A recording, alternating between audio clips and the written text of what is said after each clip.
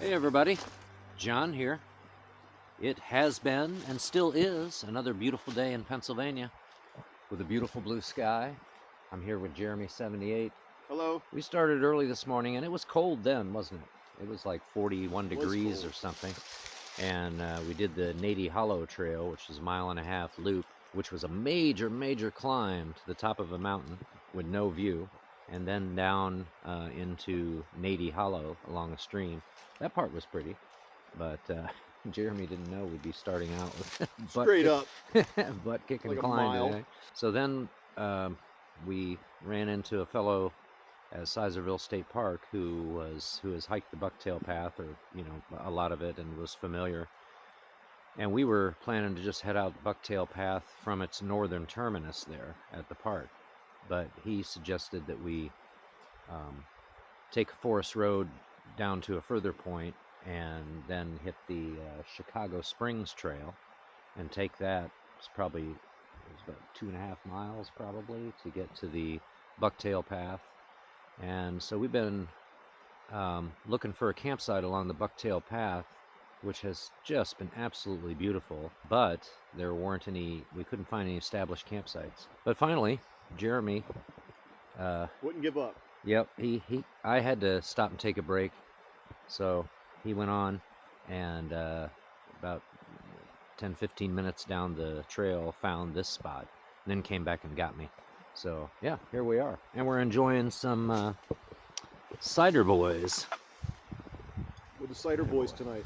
Apple blackberry hard cider. Yeah, well deserved. Cheers. Cheers. So what's on the agenda for the rest of the evening, you think? Well, I got some. I brought some potatoes. We're gonna cook over the fire with some good cheddar cheese on the side, however you want it, like a hunk. And then I got some pepper jerky that we're gonna try to bring back to life to have some meat and potatoes kind of meal. That sounds fabulous. Yeah, no, we'll see how it goes. All right.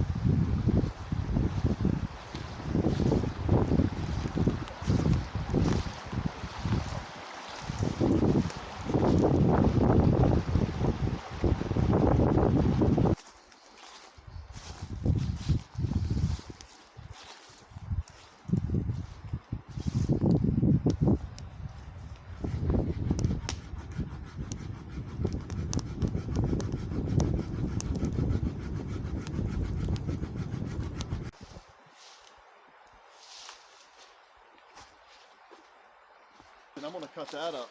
Yeah. It's cold out there away from the fire. This place cozied up.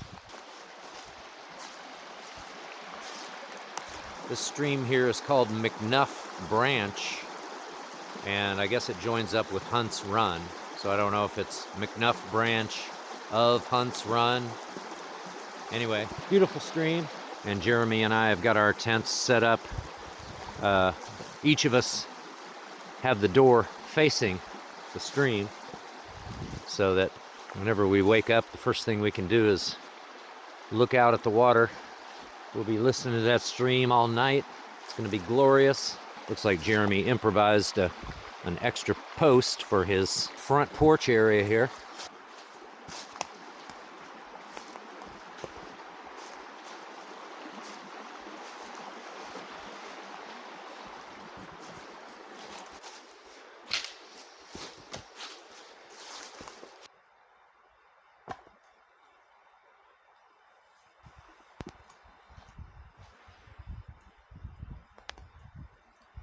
Now that's a fire. And who is still cutting wood for the fire? That's right, Jeremy is. If you can see him out there. What'd you find out there? Oh, it's the same tree. I got the nice meaty part off of it. I think I'll be done for the night for that. If you're doing the Bucktail Path, this camp is not hard to find. It's right beside the trail. features this nice rock table. That's been pretty handy, that rock table over there. Yes. Jeremy's gonna do some cooking on the fire. What do we got here? Fingerling potatoes. Okay. Olive oil, and we got some fingerling boys here. Nice. We're gonna wrap them up in there. I got a little olive oil we could probably top them with. As you can see, it's a little solid right now, but yeah, well, I think we're gonna be okay. I'm just gonna toss these in here for now, and we'll get that going. I don't have a knife with me. Can I just tear into this? Can we saw into it? Yeah, it worked. Yep. I mean, do you think we should poke holes in them or anything? They should be okay as they are. Okay, I'm thinking so too. Yeah. How about we, I don't know if this is gonna work. This is olive oil. Maybe I should put it by the fire for a second or two. And I'll dig out some salt. I have a pantry bag here somewhere. Here it is. Salt and pepper. Nice.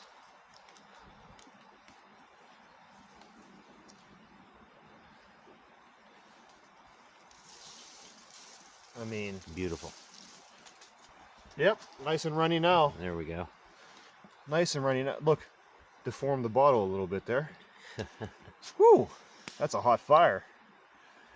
So let's get some of that in there. And then we'll just close it up.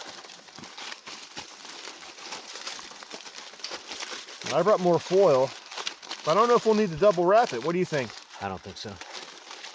Well, kind of loose. But it's probably fine, right? Yep. They're just potatoes. Yep. So here we go. They're all flat. I don't think they're stacked. They're nice and flat. Nice. One layer of potatoes. And we'll put them right here. Yep. Boom. Whoops. There we go. For the protein, it's the pepper jerky. And we're going to warm that up and get that nice and hot. And then we have as much of this cheese as we want. This is Dubliner, I don't know what it's called. Dubliner cheddar, is that what you said? It's cheddar, yeah. and it's, oh yeah. Wish we brought a 6-pack of Guinness with us, but yeah, I don't want no cold beef with our potatoes. Yeah, so Jeremy is kind of hydrating this peppered beef jerky there, and man, does that smell delicious. Now look at that. That looks like tender, juicy cuts of beef in there. Yeah, you know, better than cold bits. Yep. So we're going to have that with our potatoes and cheese. Oh, this is going to be fantastic.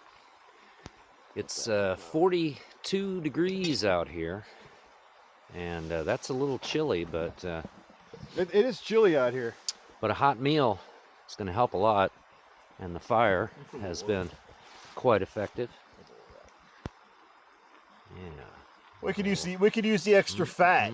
We need the extra fat. That's too right. It's too lean. Yep. It's too lean. We need the fat to fuel our heat pumps, which is to say our bodies keep us warm all night. To keep us warm. Yeah. You are your own heat pump out here, so. And there's our potatoes right there. We'll crack those open in a minute. Oh, and where's our cheese? The cheese is right here.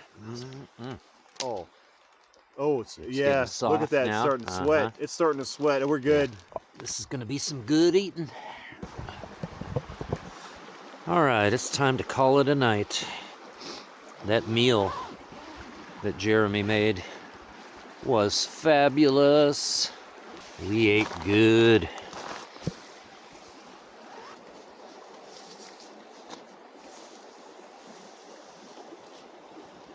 Got my spork here, which I used to eat the meal, of course.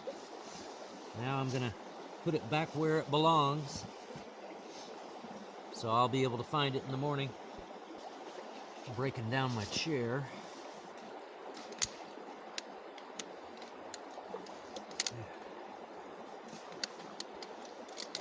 It may rain tonight. It was forecasted 2 or 3 hours of rain overnight. So I will want to sit on that in the morning, and I don't want it to be wet. So that's getting stashed in here too.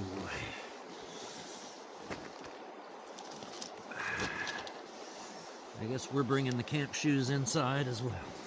Doing all this as I shiver. It's 41 degrees. And we've been sitting by the fire, staying nice and toasty, but fire time is over, so now we gotta try to get toasty in here. So I decided it's cold enough tonight to put a base layer on. And so I took everything off to put the base layer on, and then putting everything back on, except for the jeans I was wearing. I switched to rain pants, so those will be more comfortable to sleep in, and also if it is raining in the morning, then I'll just keep them on and hike in them. Okay, well actually I feel pretty comfortable at this point. I'll put my hat on. I have gloves, but I'm not sure I'll need them. We'll just see how it goes. They'll be here handy. I don't know if I'm going to put my puffy jacket back on either, but it's here. To keep myself warm, I rely pretty heavily on my clothes because my sleep system is quite primitive. It's just an old Thermarest self-inflating pad that I sleep on, and then a puffy blanket over me and my pillow, and that's it.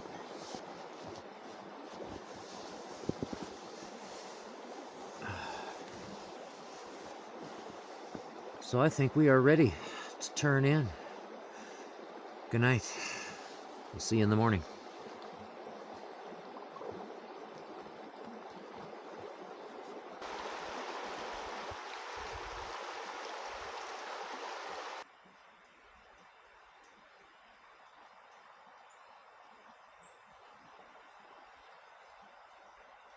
Tarp held up well overnight. I had a few things just laying here during the night. They're nice and dry. The wet area starts about here. That's all dry back there. Maybe could have slept, put my sleeping pad there. I'd have probably been drier sleeping there than in the tent. Probably wouldn't have been warmer though, because the walls of the tent all around me help retain the body heat. Did have some rain overnight. I don't know if it was heavy, but I heard it, you know, and I don't know how long it lasted because I slept pretty well. But not raining this morning, and stuff is not too terribly wet. We got coffee going over here. I see that steam coming out, so maybe time to turn it off. Oh yeah, it's starting to boil, so let's turn that off. With the cowboy coffee, you don't want it to boil, if possible, at all, in my opinion. Some people do boil it and say, you know, boil for a certain amount of time, but I think it tastes best when you bring it just short of boiling and then turn it off and then let it sit for 3 minutes or so and drink. We'll see how this pot turned out. We can always make more because I got plenty.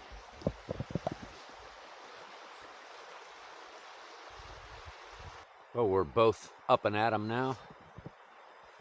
Had some coffee.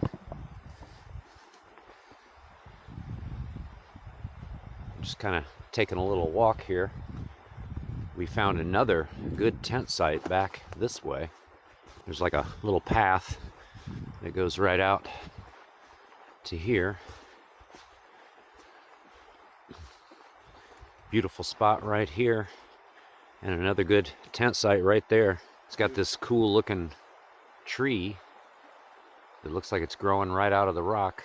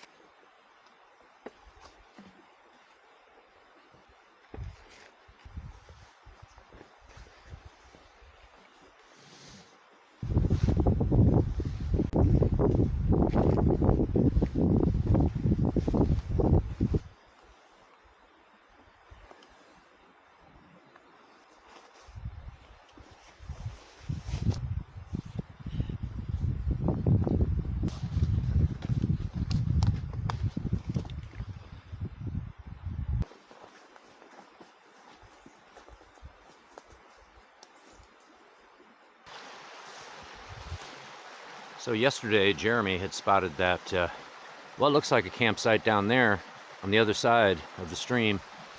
And at first he thought maybe those rocks weren't actually arranged like that by human hand. They just sort of accidentally deposited in that configuration. But then when you look behind, you see a log propped up by a rock on this side, and can't really see the other side, but that looks like someplace a person would sit. So it looks like someone did make a campsite down there. But we're wondering, how in the heck do you get to it? Not real good for the Bucktail Path, I guess, because you got to get across the stream somehow. It's conceivable that when the water's low, you could walk across it there. But still, you got to get down off of this hillside. So, kind of a mystery, huh? Yeah, it looks like a nice area down there too. But then we thought, you know, maybe somebody made that camp hundreds or even thousands of years ago before the Bucktail Path even existed. Never know. Never know. Kind of intriguing to think that maybe it's been sitting there unused for centuries. Well, moving on. We got us a pretty leisurely stroll to start with this morning. We're going to come down here and cross a very nice wooden bridge. And then we do some pretty serious side hilling for a little while, and we're up above McNuff Branch on the other side through a really pretty area. And then when we come to the Chicago Springs Trail, we got to cross the stream, and then we got some climbing to do. Pretty intense climb there for a stretch, but then the rest of the Chicago Springs Trail's not too bad, the remaining mile and a half or so before we get back to our cars. So I guess we can handle it, huh, Jeremy? Yeah, we're up for the challenge.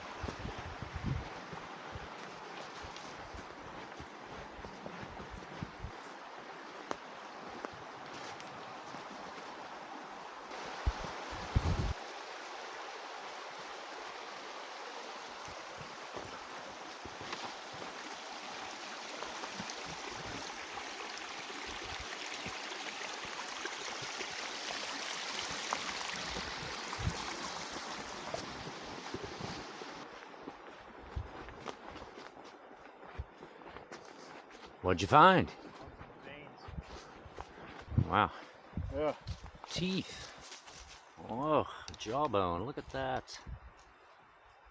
Wow.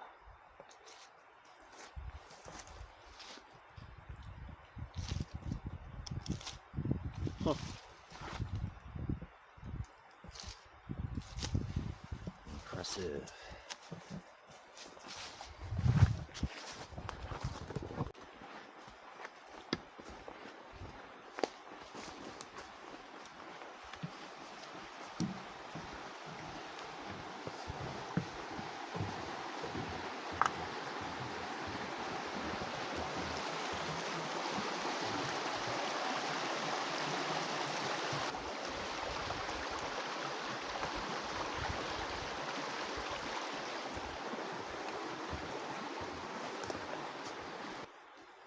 Well, we just came back across McNuff Branch here at the junction with the Chicago Springs Trail.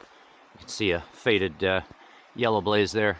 The Bucktail Path goes along here and goes up like that, going northbound. In case you want to camp at that spot that we were at, which is pretty nice, from the junction of these two trails, Chicago Springs and Bucktail Path, you go south about 2.5 miles, and it's there on your right. It's easy to spot because that Table Rock is right beside the trail, and then you'll see the big fire ring just to your right. The crossing here can be a little tricky. So, you know, that's the Chicago Spring Trail right there. Comes down to here, and then then you have to cross somehow. I don't think I'd recommend trying to come down through here. I mean, you get your feet wet a little bit, but I guess it's not too bad. I don't know about trying to get across that. Jeremy found a spot down there where he stepped onto a rock and then continued, but my stride is not quite so big, so I didn't think I could make that rock. I actually went out on that log that you see there, and then to a rock and across. So we made it. Well, now we're going to have a little break, psych ourselves up for our big climb of the day, which is this next stretch. Maybe it's a half mile or so. And then once we get kind of up to the top there, it's 1.5 miles or 2 miles of pretty mild hiking. Looks like we're getting a little bit of light snow or hail. Look at that. I don't know if it'll last, but we just got our seats set up to take a little break. Guess I'm gonna wait and see what happens before I get too many snacks and stuff out. I was gonna make a cup of joe, but I better wait on that.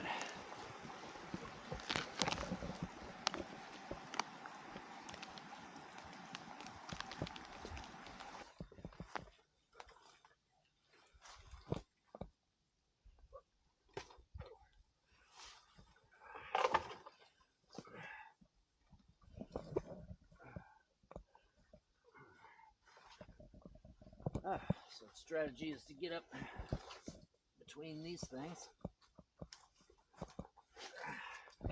Stand up over here. And get over there, one way or another.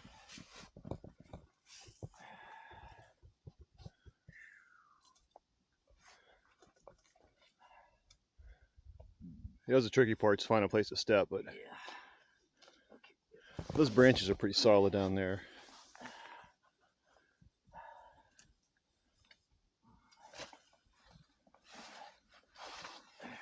There he goes.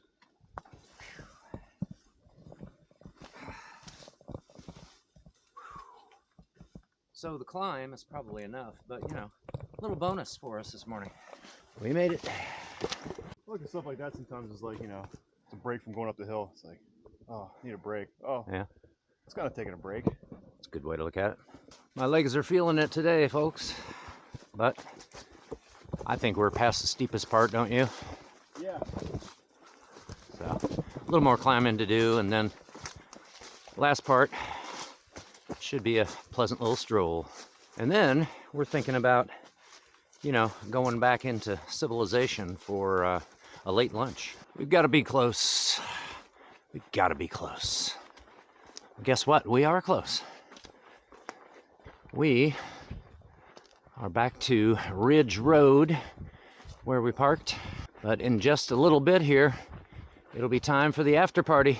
So the Chicago Springs Trail portion is probably, I'm going to say 2.2, 2.3 miles, something like that. And then it was 2.5 miles on the Bucktail Path to the camp where we were. We're 2.6 since I started. Yeah. Oh, really? Halfway up that climb, which is probably about, I guess, a third, 2/3. That might be close to a 3 mile. That might be 3 miles Or from maybe here a to the little bit Bucktail more Path. to Bucktail. Yeah. I'd round it up to 3. Yeah, okay. Are you ready to grub down? Pretty soon we should be grubbing down. Oh yeah, I'm hungry. All right, let's do it. All right, it's the after party at Tim and Dan's Diner and Emporium. We both decided to go with cheeseburgers. Let's eat. Let's eat. Bon appetit.